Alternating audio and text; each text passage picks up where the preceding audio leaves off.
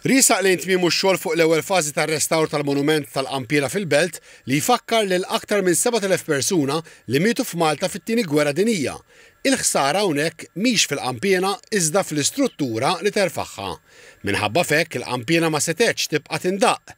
Il-perit Kevin Abela minn Heritage Malta spjega li għal dan il-għan il-kolonni tneżżew mill-ġebel tal-qawwi li jdawruhom, inkixef il-konkos, saru t-testijiet u bdew l-interventi strutturali. Beda l-intervent immedjat mbagħad biex nerġgħu nsaħħu strutturalment il-struttura tal-konkos mill-level tal-soklatura mis-siq tal-kolonni il fuq u anke taħt fil-kamra ta' ġewwa.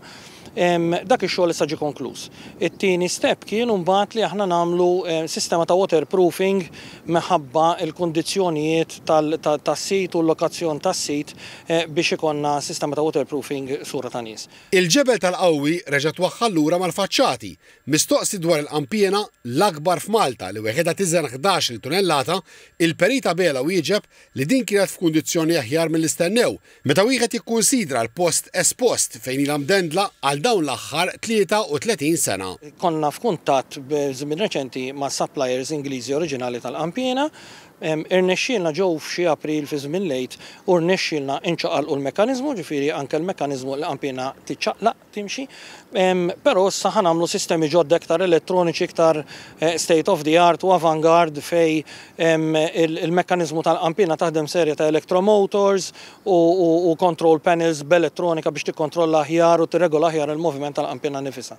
Il-proġett se jikber minn dak maħsub oriġinarjament. Heritage Malta kisbet sosten finanzjarju mill-Fondazzjoni tal-Ajruport biex twettaq fażi oħra li tinvolvi t-tisbieħ madwar il-monument, pavimentar, għamara u dwal ġodda flimkien ma' żieda fil-miżuri ta' sigurtà biex tħares l-istess investiment li qiegħed isir.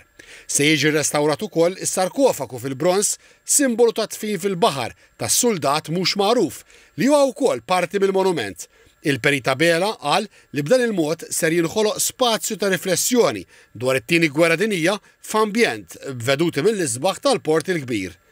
Ma' tmiem tal-proġett ukoll kuljum f'nofsinhar għandha terġa' tibda tindaq il-Qampjena, l-unika fid-dinja imdendla b'mod panoramiku f'port illi bit-tokki tagħha tfakkar lill-vittmi tal-gwerra.